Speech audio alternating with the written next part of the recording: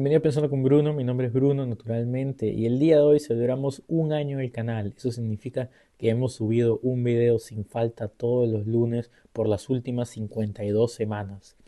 Estoy un poco mal de la garganta, así que me perdonan si es que sienten que mi voz está un poco diferente. El día de hoy vamos a hacer un video un tanto más ligero para mi suerte. Hace algunas semanas les pedí que me hicieran algunas preguntas en la publicación, en la pestaña de publicaciones del canal. Muchas gracias a las personas que me hicieron alguna pregunta y la idea pues es que cada vez que tengamos algún hito en el canal como este un primer año, hagamos un poco un video un tanto más ligero, pues con preguntas y respuestas o algún otro tema que a alguien se le ocurra. Así que si tienes alguna pregunta que te gustaría que aparezca en un video en el futuro, me la puedes dejar en los comentarios. Y vamos a ver, he seleccionado 15 preguntas, algunas tanto más filosóficas, otras un tanto más personales.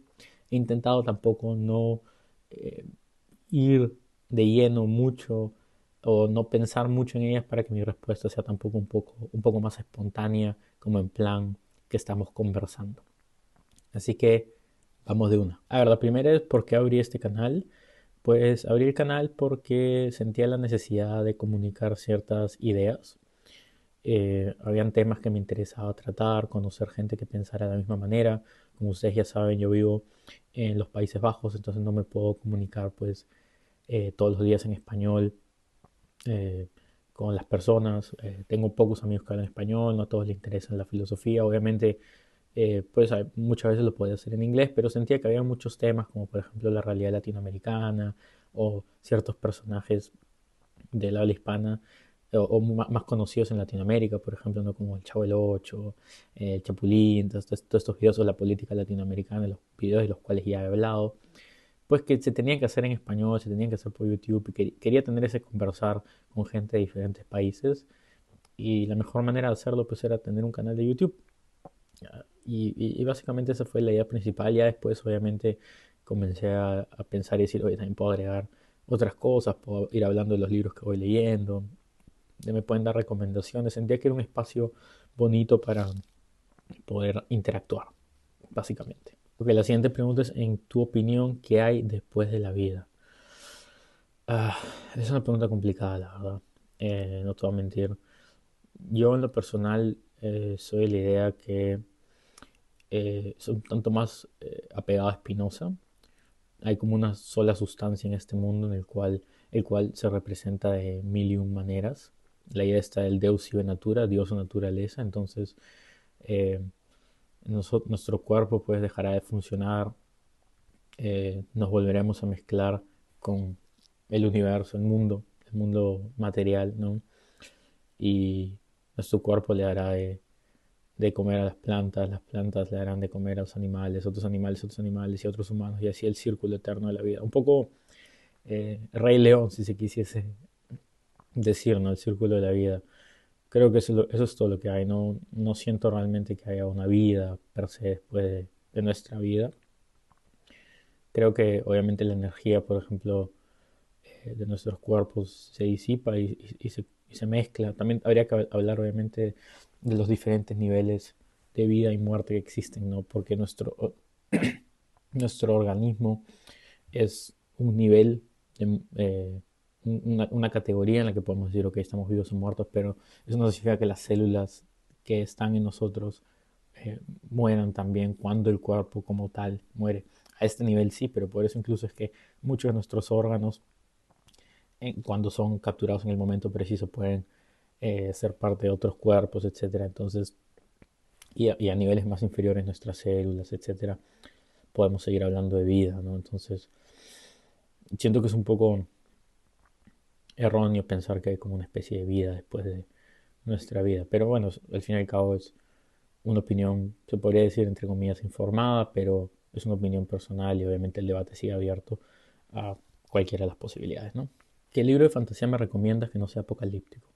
Te recomiendo dos, que son los que generalmente recomiendo y es el tipo de fantasía que a mí me gusta, que es la fantasía que está un poco basada en nuestra realidad y no genera mundos fantásticos, así estilo Señor de los Anillos. Uno es Tokyo One Station, de una escritora coreana que escribe, si me equivoco, vive en Japón y escribe mucho sobre la realidad japonesa, que se llama Miri Yu. Y este libro pues trata sobre unos No quiero hacer muchos spoilers, pero trata sobre unos fantasmas que habitan en la estación de Tokio Bueno, que da la casualidad que fue una estación históricamente muy importante porque para las Olimpiadas de Tokio del 64 mucha gente vivió en esa área. Entonces calza muy bien con la historia eh, contemporánea o moderna, por lo menos, de Tokio.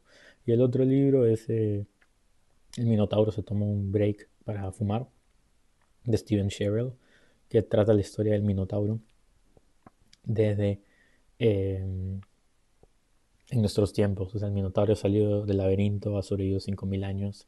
¿Dónde está ahora, no? ¿Qué está haciendo? Es bastante interesante ver la evolución del Minotauro, creo yo, bastante acertada hasta cierto punto. Y creo que ya he hablado sobre ese tema en algún otro video, sobre cómo quiénes somos en el fondo no tiene mucho sentido. Te los dejo, te los recomiendo y ya me contarás si los lees en algún momento. Objetivos, escribir algún libro, una novela. Sí me gustaría, bueno, obviamente uno de los objetivos que tengo con este canal es seguir, obviamente, creciendo, llegando a más personas, formar una comunidad, que al final es lo que más me interesa, formar una comunidad donde se genere el debate, donde se, pues, compartamos libros, compartamos ideas, compartamos de todo un poco, ¿no? Siempre en el campo de la literatura, en el campo de la filosofía, un poco, me gustaría también abordar un poco más el campo de la música, que es al fin y al cabo lo que yo estudié antes de estudiar filosofía. Un libro per se, de momento, siempre es una idea con la que he coqueteado bastante, me gusta mucho la idea per se, pero no tengo un tema en específico en el cual me adentraría, ¿no? Definitivamente si hago un libro de filosofía sería algo más relacionado a ayudar a las personas a abordar la filosofía en nuestros tiempos, no tanto per se un libro que debata una idea nueva en el campo filosófico.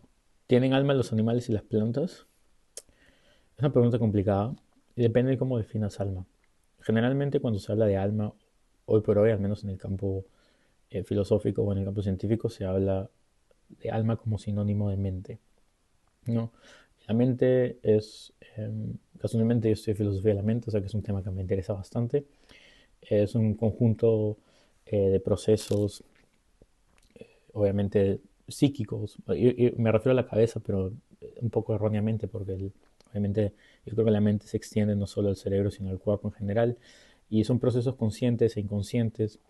Y pues hay un montón de procesos que se nos podrían venir a la mente que son bastante conocidos, ¿no? Como las emociones, la percepción, la memoria, el poder imaginar cosas, el poder ser consciente o inconsciente de ciertas cosas. Entonces, en ese sentido, por supuesto que los animales y las plantas tienen mente, y por ende tienen alma.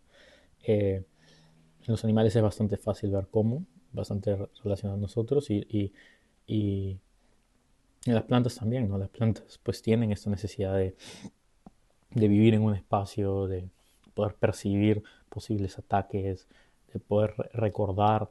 Creo que hay muchos estudios al respecto de la memoria en las plantas. No sé si era tanto como imaginación, pero hay un proceso de crecimiento que está basado en procesos psíquicos, tanto conscientes como inconscientes. Entonces, en ese sentido, sí, yo diría que sí, que las plantas y los animales tienen mente. ¿Cuántos libros tengo? Una pregunta difícil también porque no todos los libros que tengo son míos, ¿no? Comparto mucho con mi enamorada, pero diría que la colección personal, digamos, los que a mí me interesan leer, porque obviamente hay varios libros en el estante que no me llaman mucho la atención porque no son míos. Yo diría que unos 250, unos 300 de repente. Eso es obviamente solo contando los libros impresos, ¿no? Porque también tengo varios PDFs y documentos, pero eso ya imposible contar. ¿Dónde estudié? Hice el bachillerato de música en la Universidad Peruana de Ciencias Aplicadas con una mención en composición. Luego emigré a Holanda e hice una maestría en composición musical en la Universidad de Fontis. Bueno, el Instituto de Artes de Fontis ahora, pero prácticamente la Universidad de Fontis. Y de ahí hice otra maestría en Filosofía de la Mente y Psicología en la Universidad de Tilburgo, también en los Países Bajos. ¿Qué dicen los padres de la filosofía sobre la felicidad? Am, una pregunta difícil, porque depende a qué te refieres con los padres de la filosofía. Si hablamos solo de Grecia, generalmente creo que hay dos ideas que son las más grandes. Por un lado está la idea de la eudaimonia o el florecer, que uno la felicidad de alguna manera se logra cuando uno alcanza esa plenitud ética. Y la otra idea sería la idea más hedonista de la felicidad por sí misma, ¿no? Creo que da para un video esta pregunta más que intentar responderla, porque tendría que hablar de un montón de cosas, ¿no? Eso solamente si hablamos de Grecia, si hablamos de los padres de la filosofía como la filosofía moderna y comenzamos a incluir otros pensamientos, como lo de Descartes, o Spinoza, o los imperialistas británicos, ya se volvería más complicado, ¿no? Creo que es una pregunta bastante grande y que se puede abordar desde diferentes vertientes. Pero en general creo que es un tema que hasta el día de hoy le sigue interesando a muchas personas. Así que si alguno tiene alguna postura de la felicidad que le gustaría conversar en el canal, me lo pueden hacer saber y podemos hacer un video más a fondo al respecto. La siguiente pregunta es ¿por qué me apasiona la filosofía? Creo que para mí la filosofía es un método para poder encontrar eh, no tanto verdades, sino para poder preguntar las cosas correctas. Y eso es lo que me apasiona de la filosofía, que a diferencia de otras disciplinas siento que es quizás la única, obviamente esto es debatible, pero es quizás la única que te permite entender el camino que debes de seguir. No necesariamente que te da las respuestas o te dice qué vas a encontrar en ese camino, pero que va a la hora de tomar decisiones con el método filosófico puedes realmente encontrar una manera de entender qué camino es el más lógico para seguir o qué camino tiene sentido o por qué no hay ningún camino de momento que nos permita avanzar. Pero solamente la filosofía es capaz de hacer ese detenerse y andar, ¿no?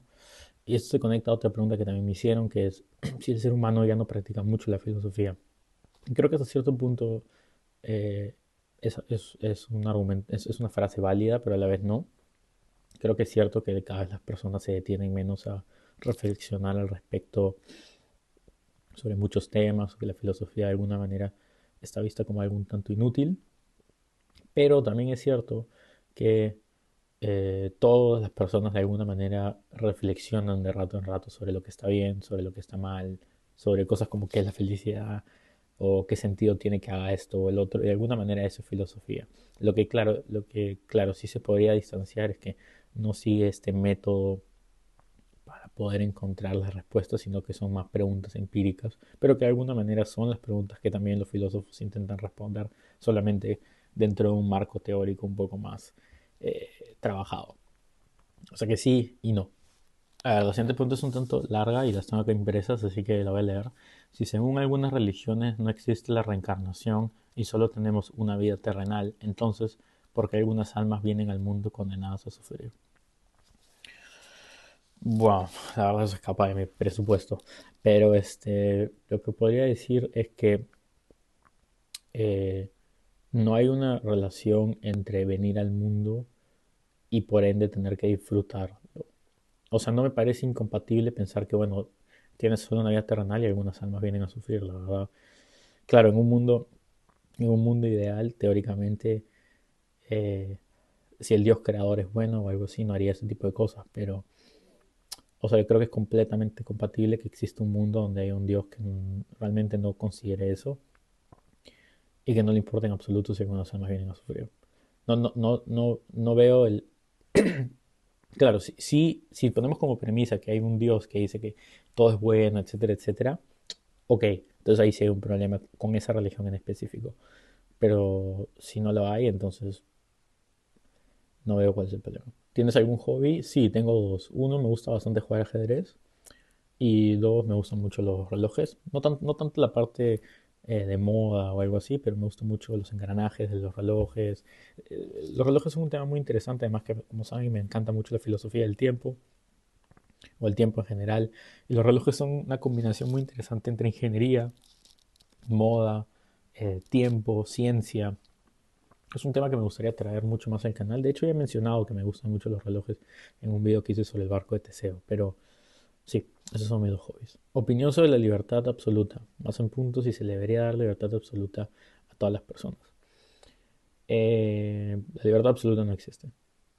Siempre estás ceñido a ciertas reglas, ya sea cosas tan básicas como idiomas, como la lengua en la que te comunicas, ya está de alguna manera parametrando cómo compartes las ideas que piensas. Incluso la manera en la que piensas sobre el mundo ya está ceñido en base al idioma el que hablas, ¿no?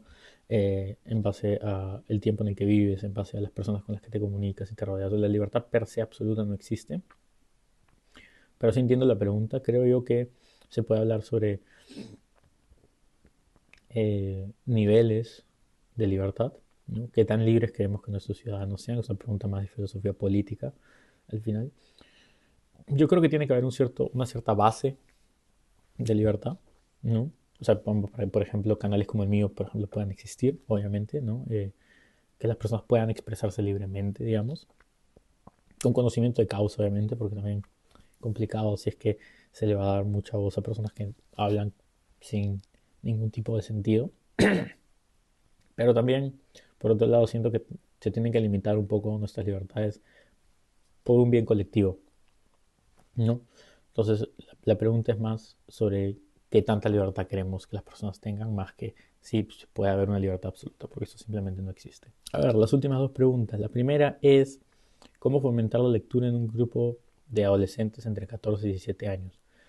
Eh, yo creo que la motivación es base. Las personas hacen las cosas, sobre todo la gente joven hace las cosas cuando se sienten motivados al respecto. Entonces, si van a simplemente leer por leer o no entienden qué beneficios les está trayendo, pues eso es difícil.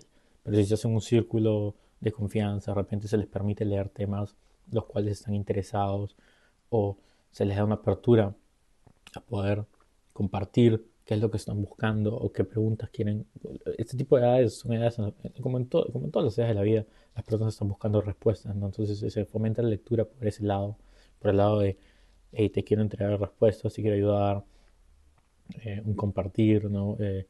Oye, hablemos de este libro, sí, de la misma manera en la que las personas hablan de una película o por el estilo, ¿no? Entonces se tiene que llevar de esa manera. Y obviamente ayudar a las personas a generar un hábito en general, ¿no?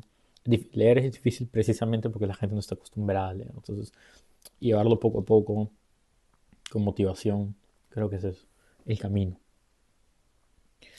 Y la última pregunta es la relación entre la música y la filosofía. Y me preguntan si sigo tocando saxofón porque esa pregunta me la sé, pues, me conoció Ricardo, que nos conocemos de tiempo. Y la verdad que no he estado tocando mucho porque me dedico más a componer y a hacer arreglos y a dar clases.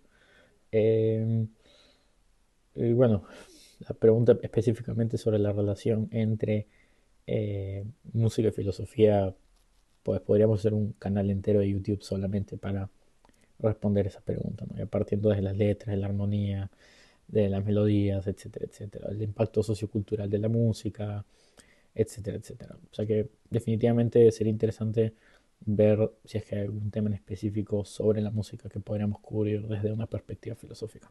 Pero bueno, estas han sido las 15 preguntas que he tomado para hoy. Como ya les mencioné al inicio del video, siéntanse libres de dejarme otras preguntas y vamos a ver cuando hacemos otro de estos videos de preguntas y respuestas. Yo los dejo y estoy, obviamente, aunque no se note en mi voz, bastante feliz de haber cumplido un año junto a todos ustedes. Los dejo acá, como siempre, con un par de videos y hasta la próxima. Adiós.